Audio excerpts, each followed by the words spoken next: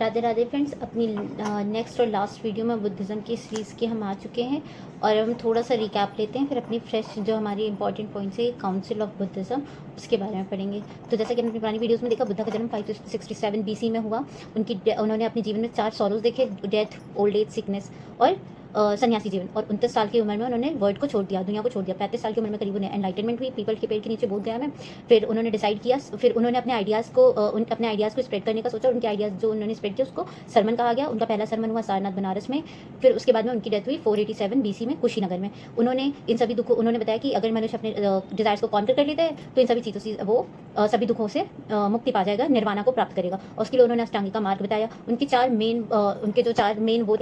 जो 5 main code of conduct थे वो थे झूठ नहीं बोलना, अहिंसा, लालच नहीं करना और नशा नहीं करना और सेक्सुअल मिसकंडक्ट नहीं करना। ऐसे उन्होंने करके 5 और झूठ नहीं बोलना, ऐसे करके उन्होंने 5 कोड ऑफ कंडक्ट बताए। उसके बाद उनके 3 जो मेन एलिमेंट थे, प्रिंसिपल एलिमेंट्स थे, वो थे बुद्ध, धम्म और संघ।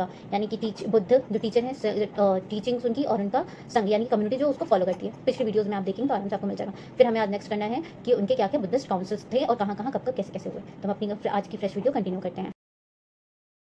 आज हम पढ़ने वाले हैं बुद्धिस्ट काउंसिल। आज अभी तक हमने अपनी पुरानी वीडियोज़ में क्या-क्या हो चुका है, क्या-क्या हमने पढ़ा है, वो सब आप हमारी पुरानी वीडियोज़ में जाके देख सकते हैं। और हम इसे आगे भी अपने लास्ट में उसमें इम्पोर्टेंट टॉपिक्स भी, पॉइंट्स भी हमने डिस्कस करे हुए हैं।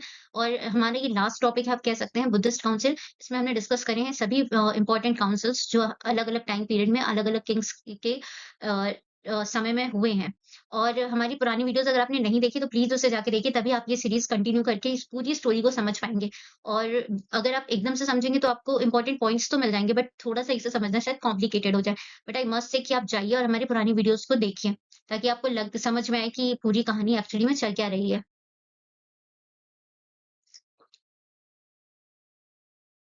तो हमारी बुद्धिस्ट काउंसिल की जो पहली काउंसिल हुई थी, वो हुई थी अजात शत्रु के टाइम पे करीब 483 बीसी में, जिसमें जो मॉन्क थे वो थे महाकश्यपा। और इसको महाकश्यप जी ने पहली बुद्धिस्ट काउंसिल महाकश्यपा जी ने जो मॉन्क थे, महाकश्यपा थे, किंग अजातशत्रु के टाइम पे हुआ था। ये हुआ था राजगृह में, जो नालंदा में है, बिहार में। और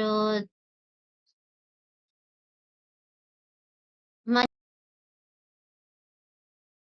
सेकंड बुद्धिस्ट काउंसिल ऑर्गेनाइज़ हुई थी किंग काल अशोका के टाइम पे, करीब 383 बीसी में वैशाली वज्जी में। उस टाइम पे इसे ऑर्गेनाइज़ करने के टाइम पे जो मॉन्क थे वो थे शवाकामी। शवाकामी वैशाली या वज्जी वही है जो आज के टाइम में बिहार का वैशाली है। हमारी थर्ड बुद्धिस्ट काउंसिल हुई थी, ऑर्गेनाइज की थी अशोका ने, करीब 250 बीसी एट पाटलिपुत्र में। अब और इस टाइम पे इसके जो मॉन्क थे जिन्होंने ये किया, जो ये बुद्धिस्ट काउंसिल करी थी, वो थे मोंगलीपुट्टा तिस्सा। इनको मोस्टली जो आप हिस्ट्री में पढ़ते हो तो तिस्सा नाम से भी जाना जाता है। और 250 बीसी में जो पाटलिपुत्र में काउंसिल हुई है, ये पाटलिपुत्र वही पाटलिपुत्र है जो आज का हमारा बिहार है। हम ऐसे तो कहते हैं कि बिहार आज के टाइम में बहुत शिक्षा के फील्ड में बहुत पीछे है, वहाँ पे शिक्षा बहुत कमज़ोर है। पर यदि हम अपने इतिहास में झाँक करके देखें तो बिहार वही जगह है जिसने बहुत बड़े-बड़े धर्मों को, बहुत बड़े-बड़े क्या कहते हैं, लोगों को जन्म दिया है एक तरह से।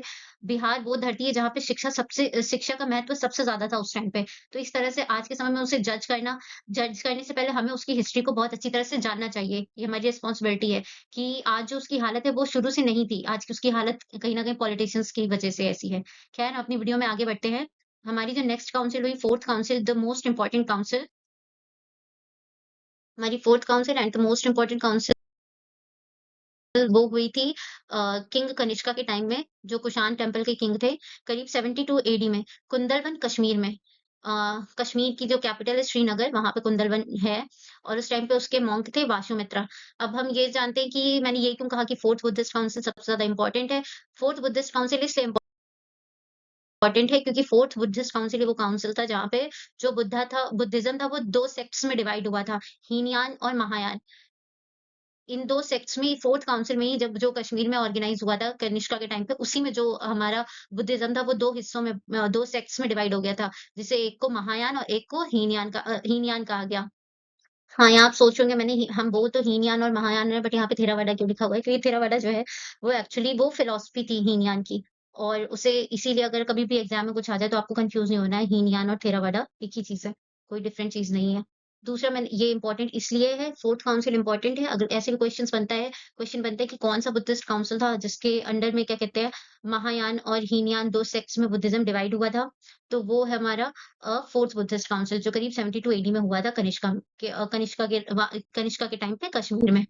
अब हम स्कूल ऑफ बुद्धिज़्म जब पढ़ेंगे आगे तो उसमें हम जानेंगे कि ये जो हमने पढ़ा ना अभी हीनयान और महायान तो इन दोनों स्कूल्स में क्या डिफरेंस है, इन दोनों में एक्चुअली में डिफरेंस क्या है। तो जो महायान है वो ग्रेट व्हीकल है, यानी कि स्कूल ऑफ बुद्धिज्म है consider Buddha as god and promoted idol worship of Buddha. जो महायान था उसने बुद्धा को भगवान के रूप में एक आइडल के रूप में मूर्ति पूजन को प्रमोट किया, यानी कि बुद्धा को उन्होंने भगवान बना दिया और बोला कि उनकी मूर्ति की वर्शिप करनी है। बुद्धा को भगवान बना दिया और उनकी बोला मूर्ति की वर्शिप करनी है महायान की टीचिंग में। जबकि जो हमारा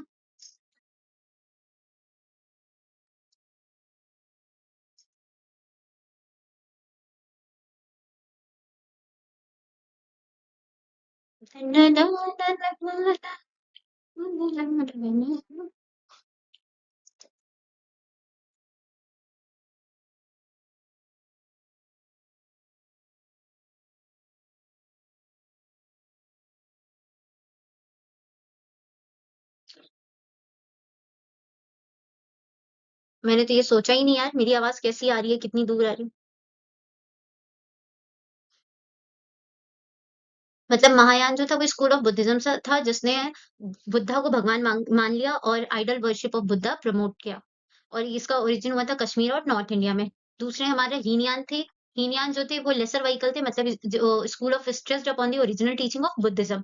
जो हीनयान स्कूल था उसने बुद्धा की ओरिजिनल टीचिंग पे स्ट्रेस डाला, ना कि आइडल पे, यानी कि मूर्ति पूजन पे स्ट्रेस डाला। उन्होंने कहा कि जो बुद्धा की टीचिंग्स थी उस पे मनुष्य को जाना चाहिए, उस पे इंसान को जाना चाहिए, उसको समझना चाहिए, ना कि उनका मूर्ति पूजन करना चाहिए। और ये जो थरवाडा अभी हम लोगों ने पढ़ा, ये उन्हीं की फिलॉसफी है। इसीलिए हीनयान में ही वो फिलॉसफी दी गई, इसीलिए उसे हीनयान एंड थरवाडा कहते हैं, क्योंकि ये हीनयान स्कूल ऑफ बुद्धिज्म का ही पार्ट है। नेक्स्ट है Vajrayana school of Buddhism originated in 900 BC and also known as Tantric Buddhism. जैसे कि हम देखते हैं हर धर्म में, हिंदू हो या दूसरे धर्म हो, कोई भी धर्म हो, किसी का नाम नहीं ले रही हूँ, लेकिन हर धर्म में एक पॉजिटिव और एक नेगेटिव एनर्जी की बात की गई है। तो उसी तरीके से बुद्धिज्म में भी एक तंत्र विद्या है, नेगेटिव तो नहीं कह सकते, एक तरह की विद्या ही है। तो एक तांत्रिक बुद्धिज्म को भी बताया गया है बुद्धिज्म में, जिसका ओरिजिन करीब 900 बीसी में हुआ था और उसे वज्रयाना स्कूल ऑफ बुद्धिज्म कहा जाता है। और जो मेजर टेक्स्ट हैं बुद्धिज़्म के हैं, अभी ये टेक्स्ट अगर हम एग्ज़ाम पॉइंट ऑफ व्यू से देखें तो भी इम्पोर्टेंट है। ये पहला है इसमें जातक, जातक का मतलब होता है the story of Buddha prenatal, यानी कि पूर्व जन्म की स्टोरी है बुद्धा के। तो कभी कन्फ्यूज़ नहीं होना है कि इसमें ये बुद्धा के कैरेक्टर के बारे में बताया गया है, ना, इसमें बुद्धा के पूर्व जन्म की बात की गई है। फिर हमारा आता है त्रिपिटक। त्रिपिटक में 3 पार्ट हैं, विनय पिटक, सूत्र पिटक, अभिदम्भ पिटक। अब जो हमारा विनय पिटक है वो कंडक्ट करता है रूल्स मॉन्क्स और नन्स के लिए, ताकि वो एक वो रिलीजियस डिसिप्लिन को बनाए रखें। हाँ, जो हमारी त्रिपिटक है इसकी जो भाषा है वो पाली है। ये मैंने तो स्टार्टिंग में बताया था कि पाली भाषा का उपयोग किया था, इसीलिए बुद्धिज़्म इतना ज़्यादा फेमस हो पाया था। उसके बाद में नेक्स्ट हमारा है सूत्र पिटक। पिटक जो है वो कंपाइलेशन ऑफ बुद्धाज़ टीचिंग है। बुद्धा की जो अलग-अलग टीचिंग है मेनली जो धम्मा है, जो अभी आप मेरी पुरानी वीडियो देखोगे तो उसमें आपको मिलेगा, मैंने आपको बताया बुद्धा, धम्मा और संघा 3 चीज़ें हैं। तो उसमें जो धम्मा है, जो टीचिंग्स है बुद्धा की, उसको एक्सप्लेन किया गया है इन पाँचों पार्ट्स में, जिसको निकाय कहते हैं। वो निकाय अलग-अलग है, दीघ निकाय, अंगुत्तर निकाय, खुदक निकाय, संयुत्ता निकाय और मध्यमा निकाय। उसके बाद में हम नेक्स्ट आते हैं हमारी लास्ट है जो द मेन बुक है जो हीन-यान की है, उसको कहते हैं कथावस्तु, जिसमें जो महात्मा बुद्ध थे उनकी लाइफ कैरेक्टर को बताया गया है, इसीलिए प्लीज़ कन्फ्यूज़ नहीं करना है जातक और कथावस्तु में। जातक जो है उसमें प्रीनेटल स्टोरी ऑफ बुद्धा है, यानी कि उनकी पूर्व जन्म की कहानी, जबकि कथावस्तु में उनकी जो लाइफ कैरेक्टर है उसकी स्टोरी बताई गई है। नेक्स्ट हमारे कुछ इंपॉर्टेंट टेक्स्ट और है जिसको आप एग्जाम पॉइंट ऑफ व्यू से समझ सकते हैं या ध्यान में रख सकते हैं, जो है दिव्य वंदना, दिवामसा, महावामसा और मिलिंदपना। लेकिन ये मतलब आप एग्जाम पॉइंट ऑफ व्यू से याद कर सकते हो, बट ऐसा कुछ नहीं है कि इंपॉर्टेंट है। लेकिन ये आ भी सकते हैं कभी कभार एग्जाम में। तो हम अपनी लास्ट वीडियो यहाँ पे खत्म करते हैं। और आपने हमारी पिछली वीडियोस को इतना सारा प्यार दिया उसके लिए बहुत सारा थैंक यू, बहुत बहुत ज्यादा वाला थैंक यू। मेरी रिक्वेस्ट है, प्लीज़ आप हमारी इस वीडियो को भी देखिए और बहुत सारा प्यार दीजिए जैसे आपने हमारी पुरानी वीडियो को दिया है। और हम और भी इन्फॉर्मेटिव वीडियो अब अपने और भी रिलिजन पे और हिस्ट्री पे ऐसे ही बनाते रहेंगे और आपके लिए अच्छी-अच्छी वीडियोज़ लाते रहेंगे जो आपके लिए नॉलेजेबल हो और आपका और हमारा रिश्ता यूँ ही बढ़ता जाए, बरकरार रहे। तब तक के लिए thank you so much. Love you for all viewers.